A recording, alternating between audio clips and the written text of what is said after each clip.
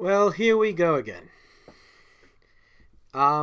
Rioting throughout certain countries in the Islamic world, as it's called, over a very offensive movie. A crappy, cheap little movie that really isn't worth paying attention to.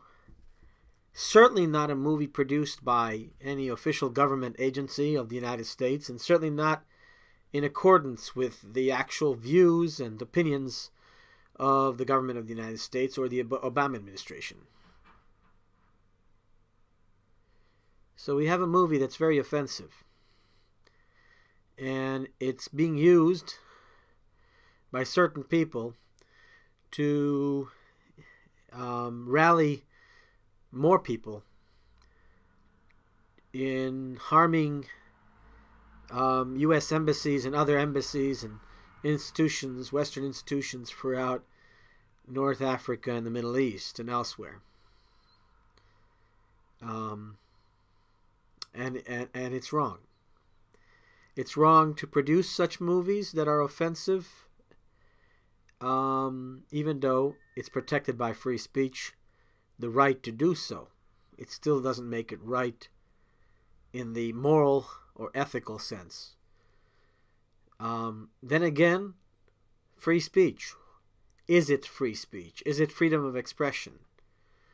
The First Amendment of the United States Constitution makes clear that each person has a right to freedom of expression, including views that are not popular, that are not in accordance with the mainstream, or that are critical of the people in power, the people who are elected officials. Freedom of expression, free speech, it's something that I know a lot about. Is this particular movie, this very disgusting, offensive, hateful movie, full of big lies about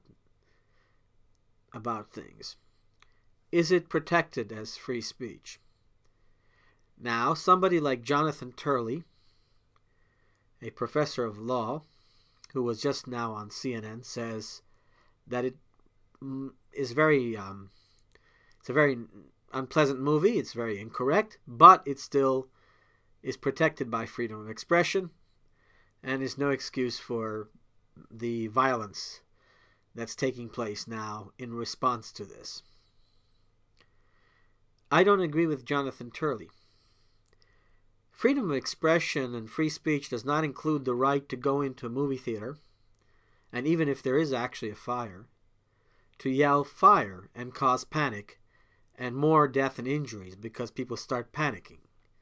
We know that it's illegal in the United States and in many other countries to cause panic in a closed environment where a lot of people are gathering to watch a movie or to watch a theater play or any other such closed environment, or even in certain other kinds of environments where people are in large numbers in small spaces. So freedom of speech has its limits because of public safety issues. Freedom of speech also has its limits in terms of not inciting riot. So you're not supposed to use the context of freedom of expression, free speech, as an excuse to incite violence and rioting against people. And there are gray zones. There are a lot of issues. You know, when does one statement become an actual threat? And how serious is that threat?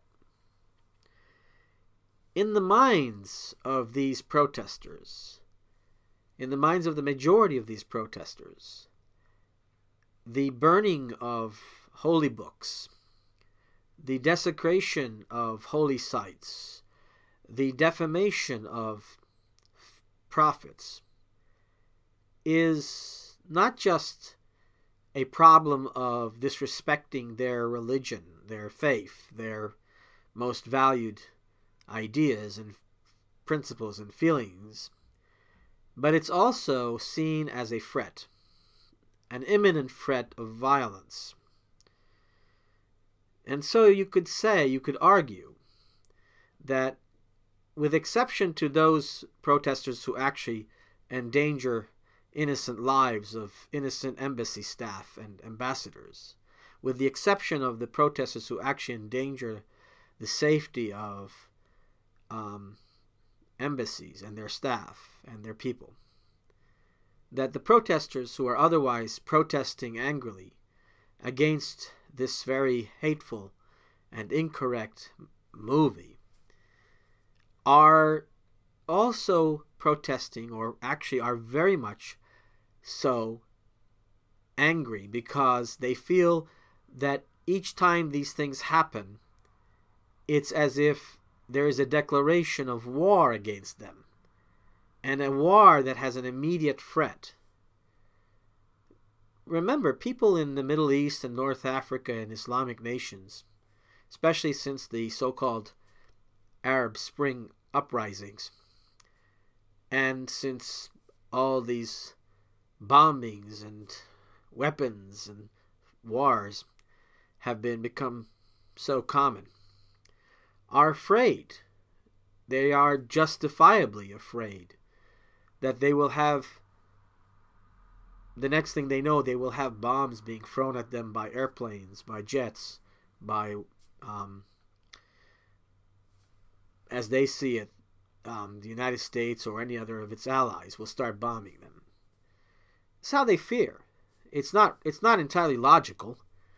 It's actually not the policy of the current Obama administration to harm innocent people. It's quite the opposite. The Obama administration's purpose is to support the sovereign rights of the majority of people in each of these countries, to establish moderately Islamic-based governments. Now, I myself, I don't support any form of government where religiousness is mixed with government policy. I am a strong advocate for separation of church and state. In other words, separation of religion and statecraft. Separation of religion and public government. And I would much prefer if the Arab Spring was about establishing secular democracies that guarantee, of course, the rights of religious persons to express their religious views as individuals, and within their mosques and churches and temples and synagogues to express those views within those establishments, free from fear of the state. But separation of religion from statecraft is essential for democracy. Try explaining that, however, to the majority of Muslims in North African Muslim Arab states, or in the Middle East, and you're likely to make them upset. They will argue, wait a second, if democracy is about the right of the majority to form a government and rule society, then why shouldn't we, being the majority of Muslims, have a right to impose our Islamic version of society?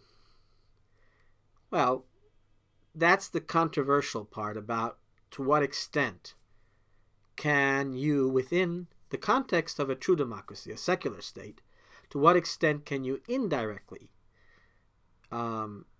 influence policy that has a basis in a religion, such as in this case Islam? Those are issues, but what's certain is that the establishment of these Islamic states is actually problematic. And of course the Obama administration would prefer secular states, but it has to be realistic. We all would prefer, I should say most of us who are educated would prefer secular states, secular democracies, whereby religion is not used officially as a public policy instrument. Nevertheless, change in these countries, in North Africa and the Middle East, and elsewhere in the Islamic world, change that is positive, can only come through gradual efforts, because it takes time for people to understand what secular government is about. But let's get back to freedom of expression, because this is really the crux of the issue here now. Even with such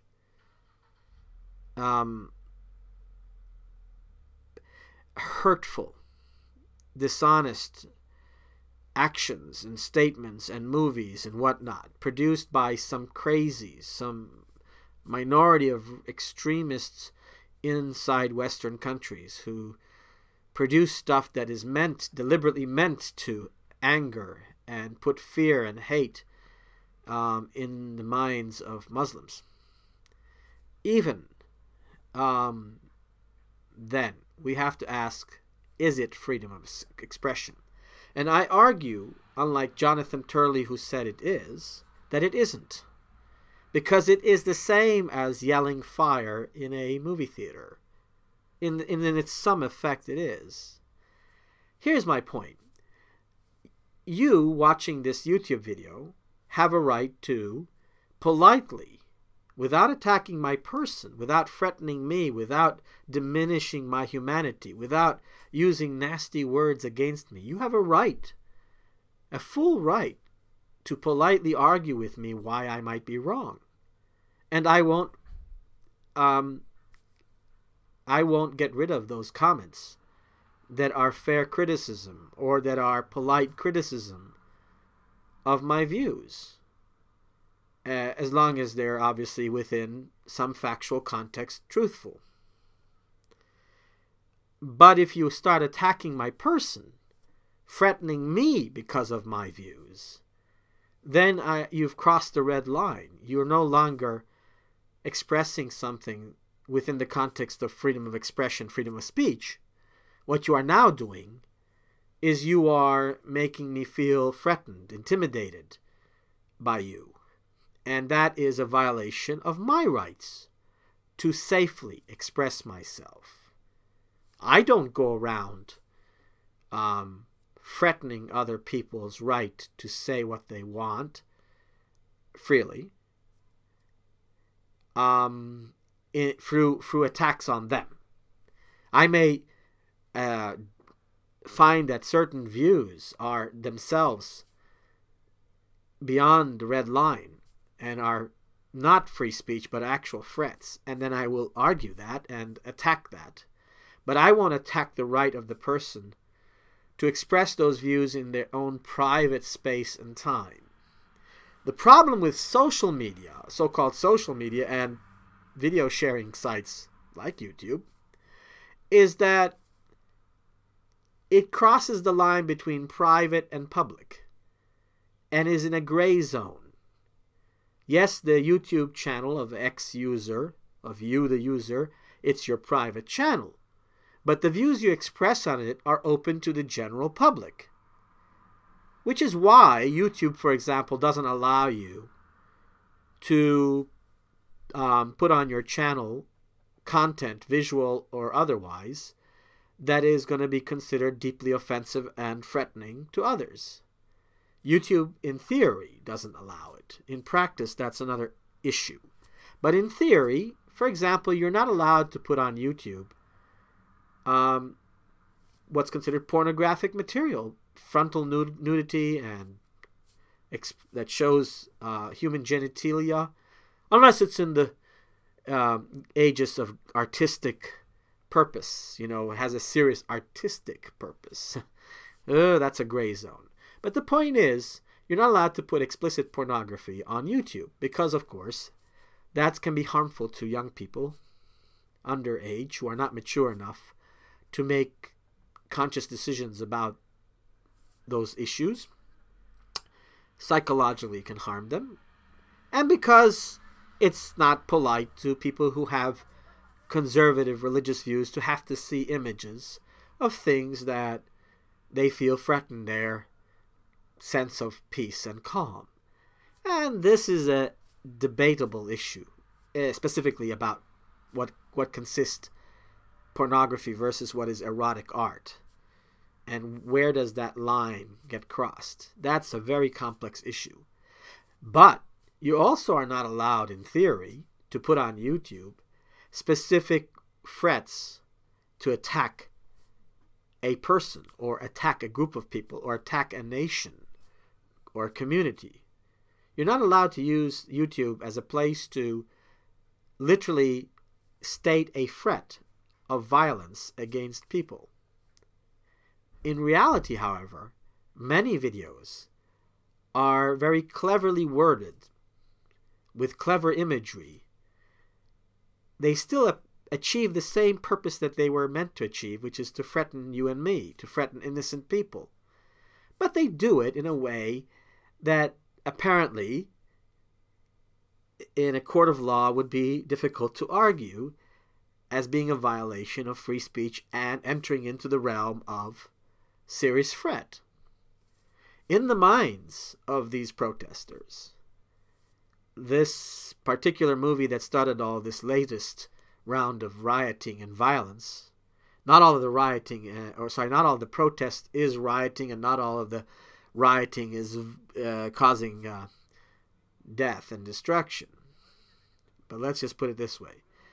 This particular movie, whose name I shall not mention, that's causing all this trouble, as I understand it, without having actually seen it, but just on the basis of what is reported in the media and what people on YouTube are saying, it's clear that it is suggesting dishonest things, hateful things, untruthful things about Islam and about Muhammad, the Prophet. I'm Jewish.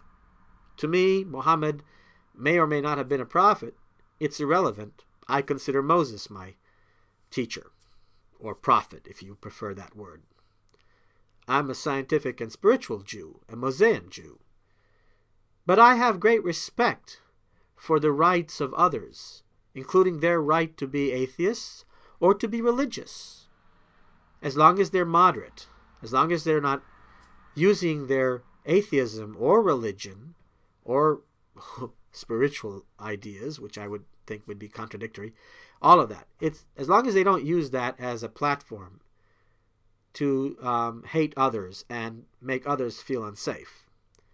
So if somebody makes a video promoting their Christian or Jewish or Muslim views, but they're not saying in that video anything to threaten the right directly of other people to believe differently than they, then that's freedom of expression.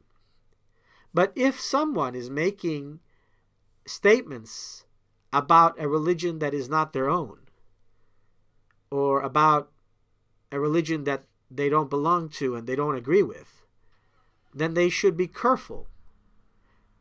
They should, A, stick to the actual facts, historical and otherwise, that are out there, that are available to be researched, and not distort things and not cherry pick things out of context, taking words and ideas from the whole book of, let's say, the Quran or the Torah or the Bible, the New Testament. To take things out of those books in isolation and to emphasize them outside the context of the rest of what was connected to that statement or words, that is dangerous and is not, it's not academically responsible. And yet again, sometimes there are things stated in the Bible, in the Torah, and the Quran, that if you analyze them as separate ideas, seem to contradict the overall message of the religion that they supposedly are part of. Yes, there is a way to debate on YouTube and elsewhere, to debate in the public forum, religious issues without being offensive. I can say I'm a Jew and I don't agree with Christianity and I don't agree with Islam about everything. I also find things where I agree with Christians and Muslims about certain things. Practically all Muslims, Jews, and Christians agree that there is one God. And they all agree that that God is not an animal or a person. It's not a physical entity that you can see with your own eyes. At least they say so. And as a spiritual, scientific Jew, a Mosaic Jew, I say there is a one unifying God for all humanity. And that even Muslims and Christians and atheists and Hindus and Buddhists and Sikhs and Taoists, you name it, all others, whether they're religious or not, we're all connected to this one unifying spirit of love that I call God, or Hashem.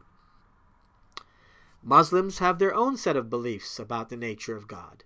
They also say that God is not to be portrayed as a physical person or animal. It's in the Torah, so they're following that. Christians tend to generally agree that there's no one depiction of God, but in some forms of Christianity, there are exceptions given. This is complicated. Suffice to say, what this particular movie did was not factually correct, was intended to make Muslims feel afraid and insecure and hurt, and was intended to attack them in a sense and threaten them and attack them emotionally, which is the first step towards physical attack. And it is wrong. I'll give you an example. Sinead O'Connor, whose songs are, many of them are very nice. Back in the 80s, she appeared on Saturday Night Live one Saturday night, or in the afternoon when they shot the show. Oh, actually, they shot it live. She appeared live on Saturday Night Live, and she tore the picture of the then Pope John Paul II in front of the live audience of millions. This, from a girl who was raised originally in an Irish Catholic setting, as I understand, if I'm not mistaken, even if she wasn't raised that way, this from a girl who was very creative and talented, but she had this anger about the way the Catholic Church treats certain people, and whether justified or not, that's not relevant. She tore the picture of the Pope. Now, the Pope is not God. The Pope is not necessarily the embodiment of a person called Jesus Christ, if such a person existed. The Pope is a human being who is elected by bishops to be the representative on earth of what they believed that Jesus was and God. In that sense, a representative, nothing more. And they have this idea that some popes, after they die, if they did a good job, can be eventually elevated to the status of saints. Tearing a picture of the Pope to, raise awareness about all kinds of things that are contradictory in the eyes of Sinead O'Connor, may or may not be true, was not a very effective way to get attention, because it actually made a lot of people upset in a negative way towards her. And it weakened her arguments about those issues. Could she have done something different to the picture of the Pope? Could she have somehow put it up in front of her like this and talk to it on camera and say, I disagree with you about this? That could have been done. There are many other ways. You didn't have to tear it up. Tearing the Pope could be perceived as an invitation to actually harm the Pope. That is a threat. When you tear the picture up of somebody in front of millions, a live audience on TV, the public, when you tear things that are images of actual living persons, then you are sending a signal that can be construed as a threat. So it is in a gray zone, but it most likely falls in the area of incitement. Now, in that particular case, she was forgiven, as I understand, and she even apologized to some. Who knows what that was all about? What I do know is that there is no excuse to kill innocent people because of what a crazy person who actually turned out to be a criminal. The person who produced this very offensive movie turned out to be a criminal, not even Jewish, by the way. So as a Jew, I was very hurt to first hear reports that he may be Jewish. To me, nobody Jewish in their right mind would offend another person's religion, because that is actually against the teachings of Judaism. We Jews are taught to respect all the other belief systems. Respect doesn't mean having to accept them and agree with them. It means recognizing them as the right of that person to believe what they want freely, and not seeking to offend them and their views. Disagreeing with somebody in a polite way is possible. You can say, I don't agree with what you believe. I don't agree with this thing that you believe. That's not offensive. That's stating your own opinion. But if you say, I disagree with this thing that your religion believes, and I think your religion is dangerous and should be eradicated, and your religion is a threat to world peace, and all that kind of stuff. Now that's when it becomes a threat. That's no longer just an opinion of disagreement. Now you're saying that the people who believe these things should be eradicated. That is not acceptable. One can argue, well, wait a second, Nazism. Okay, Nazism wasn't a religion, per se. It was a political ideology that had a esoteric component to it. It had some aspect of cultism in it, for sure. But Nazism not only holds views that are incorrect, but it itself represents a threat. It really is a threat to humanity because it's a form of fascism. And as I've stated many times before, fascism is all about anti-democracy. It is a threat to freedom of individuals, the human rights of individuals, and democracy. So anything that threatens human rights and democracy, the rights of individuals to freedom of speech, that is fascism, and any form of fascism is a threat to humanity. Now, here's where these people who attack, a lot of them, not all, a lot of people who attack Muslims and Islam say that it is an intolerant religion and that it therefore is a threat, that it is not any religion, it is a religion that actually seeks to destroy other religions. Well, this is not true. There are some few, I call them fake Muslims, pseudo-Muslims, who fail to respect what their own prophet says about other religions. Let's examine the facts. Do your own research. It's very clear that Muhammad says that towards the righteous Jew and the righteous people of the book, towards the righteous Jews and towards the righteous Christians and other believers in God, you shall not lift your sword and threaten them. You shall not harm them. You shall not harm them. You shall not force them to become Muslims. People must become Muslims of their own free will. That is what Muhammad said, as I understand. If I'm not right, show me where I'm not right. But as far as I understand, that is what he actually stated. That he has respect for those people who are righteous. His problem, at the time he lived, was with a certain element of people claiming to be Jewish and otherwise pagans and some Christians, who attacked him for his in meddling in their business affairs and other reasons, whatever, and who threatened him. And he wasn't referring to all Jews and all Christians, so he wasn't attacking other religions. So anybody who claims to be a Muslim, who is threatening to harm Christians and Jews simply because they're not Muslims, is not a real Muslim. Is not a real follower of the teachings of Muhammad.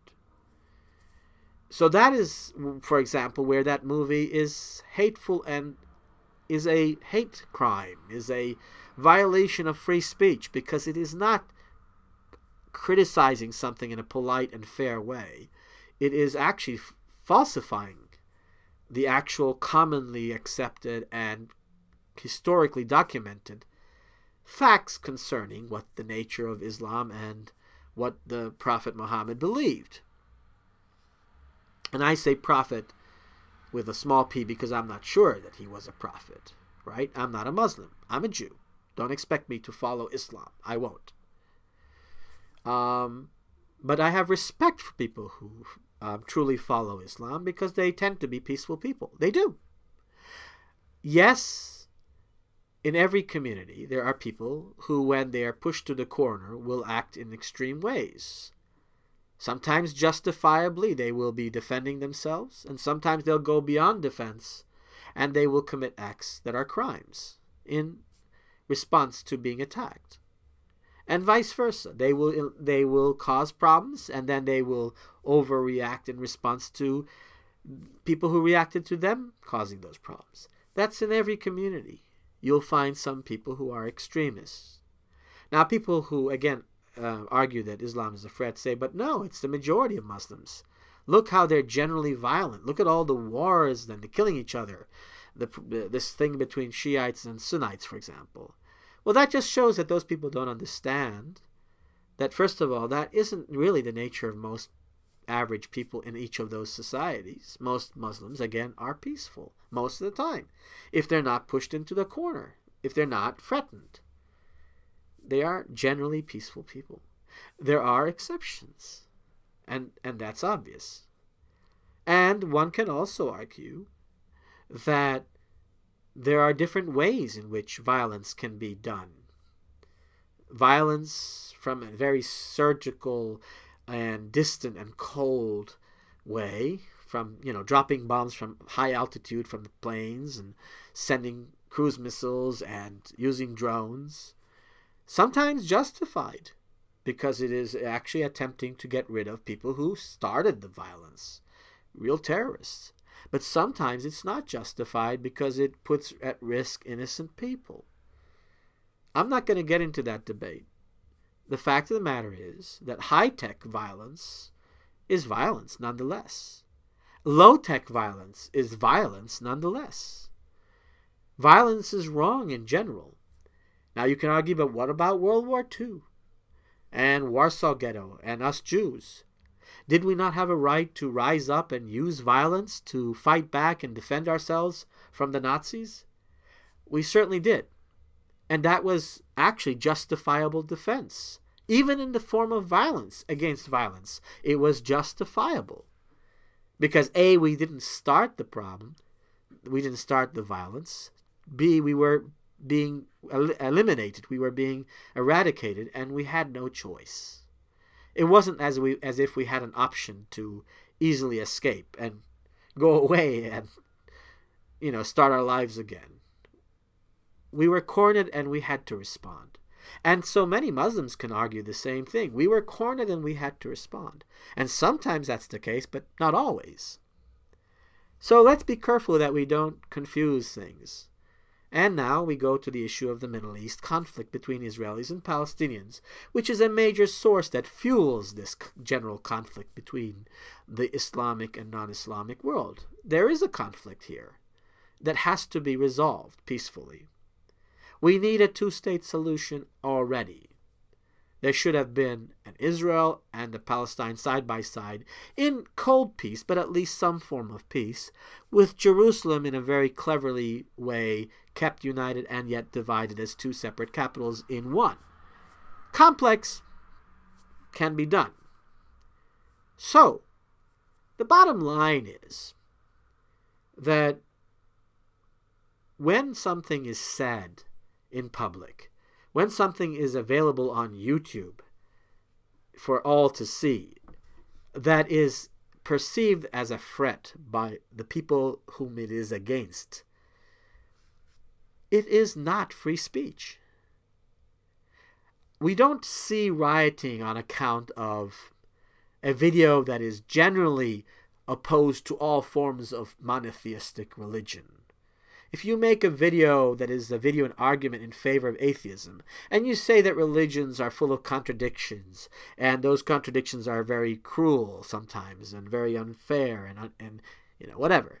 If you make a video for atheism that is generally attacking all monotheism, without specifically targeting one of the religions, and without specifically naming the name of prophets, and without taking offensive action by burning books, if you make such a general argument for atheism, you're not likely to see anybody in any Arab, Muslim, or non-Arab Muslim country, society, start to protest and even riot on it. No.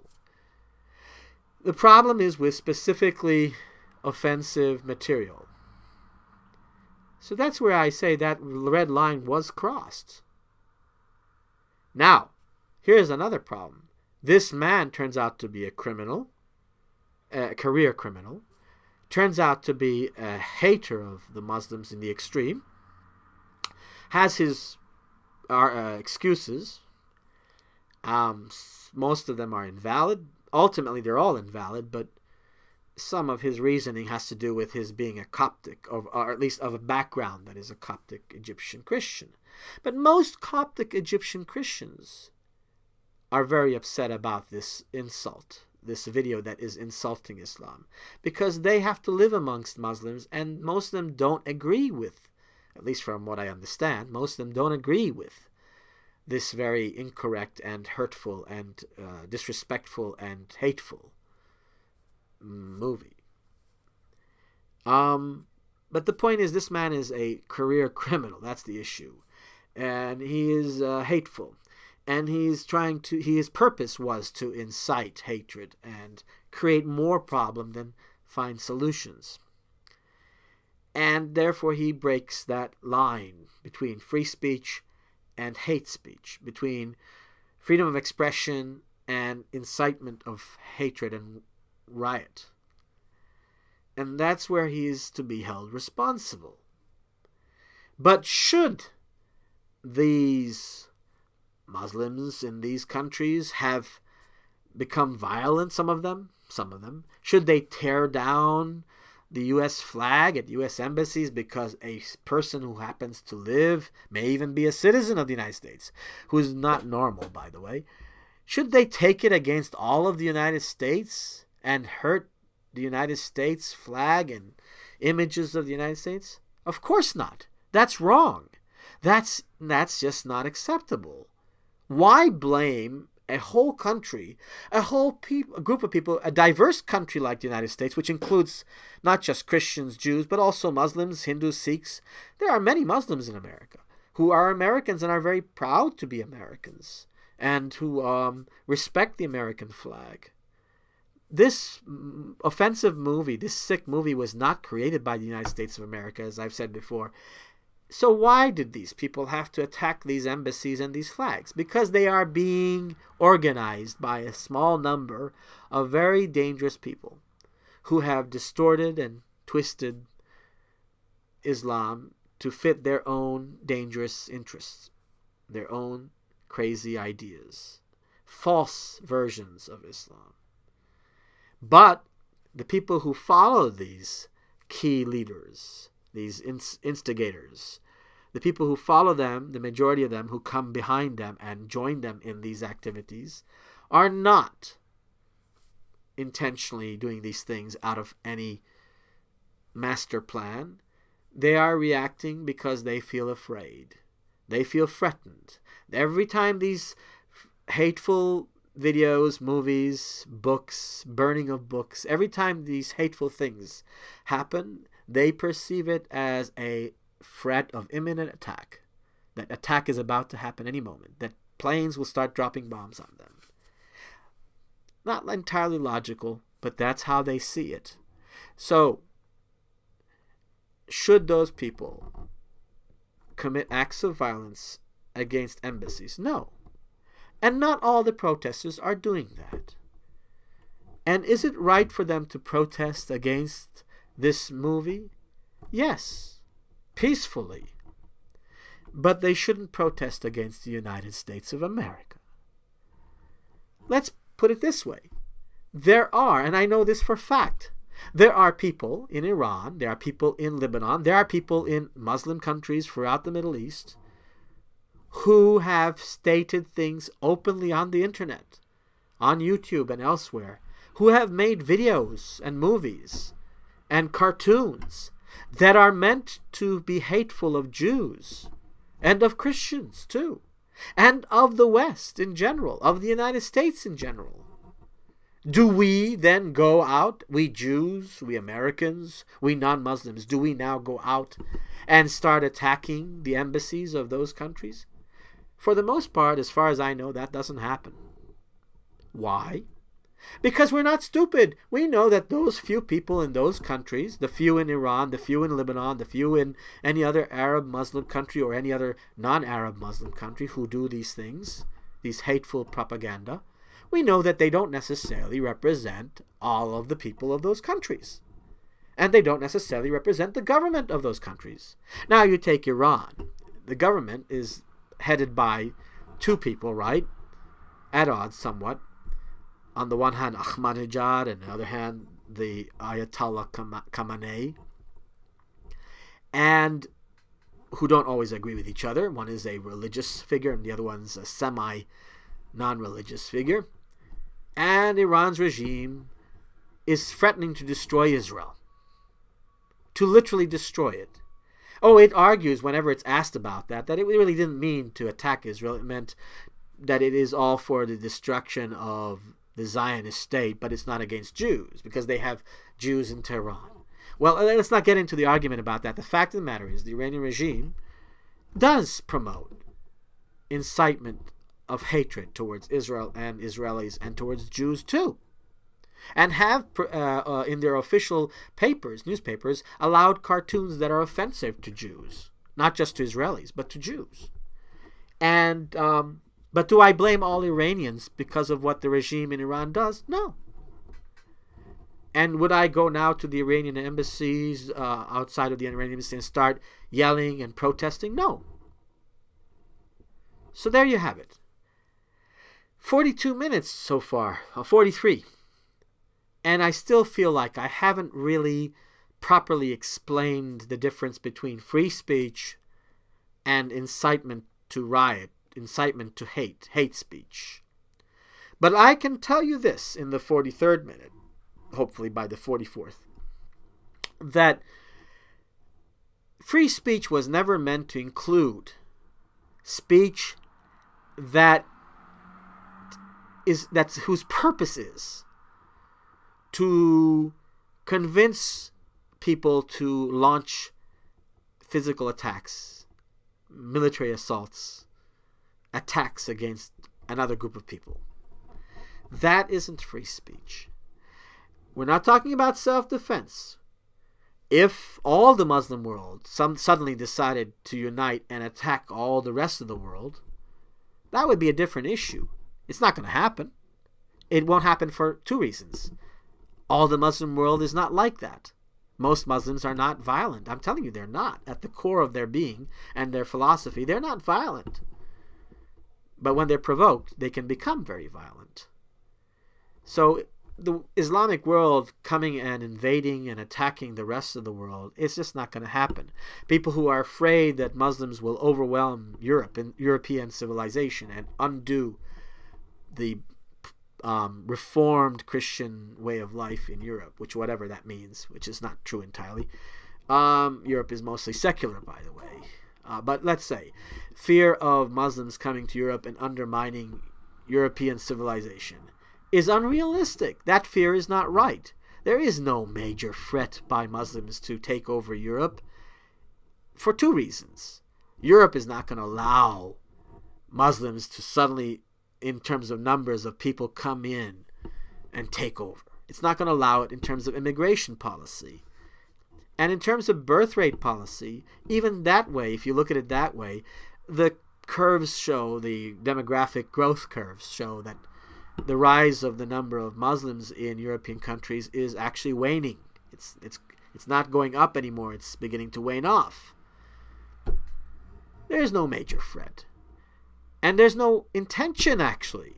Now people say, but the extremists, the terrorist ones, they want to create an Islamic caliphate throughout not just the Islamic world, but they eventually want to dominate the whole world and create a world Islamic caliphate. But at least they want to create throughout the Middle East, North Africa, and throughout the Muslim world, they want to create one united Islamic caliphate, meaning one united Islamic nation of nations. Well, that's not going to happen either. And I'm not going to get into all the reasons why it won't happen. But you can imagine, first of all, Shiites and Sunnites won't agree. True, the Sunnites are the majority in theory, and the Shiites are the minority, roughly 9-1, But, or 10% or so are Shiites, and the rest 90% or 85% are Sunnites or whatever. But there's also other reasons why it ain't going to happen. Because the type of people and culture that are Muslims in, say, Malaysia, Indonesia, in those countries are different from the types of Muslims you find in the Gulf states. And the Gulf state Muslims are different from the types of Muslims you find in North African Arab Muslim countries. And those people are also different from the types of Muslims you find in Syria, Iraq, and in the Middle East. So there we go. It's all complicated, but the simple truth of the matter is, if you deliberately misrepresent, defame, cause defamation of other people and their religion, you are violating freedom of speech. That is not freedom of speech. When you specifically threaten them and say that there's no room for compromise. There's no room to live with them in peace. There's no room for coexistence. When you say it's not a matter of coexistence, when you argue falsely that Muslims are not capable of coexistence, then you have committed an act that is beyond, it is no longer free speech. It is now in the realm of hate speech. Same thing would apply if you say that about us Jews. There are many types of Jews. And to say that all Jews are all in a conspiracy to run the world, and we run the banks, and we manage all the things in the world of media, it's all a bunch of lies.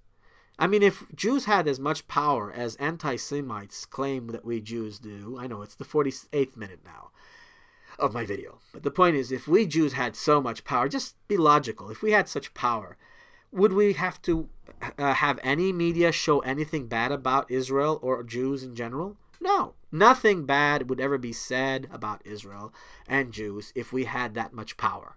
I can assure you, nothing. The only places where you would hear about that would be in countries where there is a government regime's policy of attacking Israel, like the regime in Iran. But for the most part, in the Western world, which anti-Semites claim we Jews are running the show, there would be none of these things. But no, the reality is that there are plenty of things that are very incorrect, very hurtful, very anti-Semitic, that are in the mainstream media about us Jews, about Israel. Many falsehoods. There's also no attempt to talk about truly moderate peacemaking people. In much of the Western media, there is a tendency to ignore groups like organizations like One Voice Movement for Peace and Combatants for Peace. Check it out. How many times does BBC, ABC, CBS, NBC, all the Western media, CBC, how many times do they talk on a regular basis about all the peacemakers, the real grassroots Israelis and Palestinians, Jews and Arabs who are seeking peace? No, you don't hear about that much. Sometimes they cover it, just so they can argue that they cover it. But why don't they cover them more regularly? Oh, because they're not as interesting and newsworthy. They're not as exciting. What's exciting is what's controversial, what's hot, what's full of violence and all that. Well, there you go. So how can we Jews be running the show if there's so much hatred being spewed against Israel and the Jewish people? That doesn't make any sense. Just think, okay? The fact of the matter is that the majority of the wealthiest and most powerful people are not Jews, they're not Muslims, and they're not Christians. They're just rich people with money who don't care about the teachings of Moses. They don't care about the Ten Commandments. They don't care about what the Prophet Muhammad, small p, what the Prophet Muhammad has to say. They don't care about what Jesus, the Christ, according to the Christians, they don't care about the good teachings of these prophets, Moses, Muhammad, and Jesus. They don't care. They care about money. And most of them are not Jewish, by the way. So we Jews do not run the world. Okay? Get that into your head.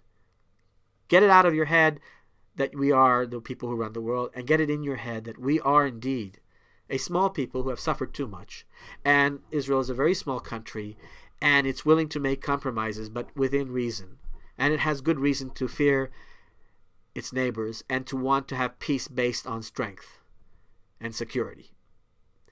I'm for two states, for one Palestinian, one Israeli state, side by side in peace. But that has to come about in a very intelligent and wise way so that it doesn't end up unintentionally falling apart right away. And there you go. What is hate speech? Is speech that is intended to make people feel afraid, to say that they are not capable of living in peace with us. That is hate speech. Now it's true, Nazis and fascists, they indeed are not capable of having coexistence because their whole agenda is against coexistence. But Muslims, Jews, and Christians, most of them are for coexistence, are in favor of coexistence. Most of their religious leaders are for coexistence. They may not always be doing the best thing in terms of their message, but the bottom line is that most Muslims, Jews, and Christians, at the heart of their being, are peaceful people and are willing to live in a coexisting world, peacefully coexisting world. So I've reached the 52nd minute of my video. Sorry it took so long. It probably is going to be in several parts, but that is really what I wanted to say about this. And I think that if you listen carefully and maybe go over it again and listen again, you will see that what I say, and if you do your research, check everything out, do your fact checking, you will find that what I'm saying is true. May peace be upon all of you. Whether it's a Muslim or a Christian or a Jew, you have a right to live in peace and not feel threatened by anybody. And no one has the right to incite hatred against you and your belief. People can argue with you in a polite way. Thank you.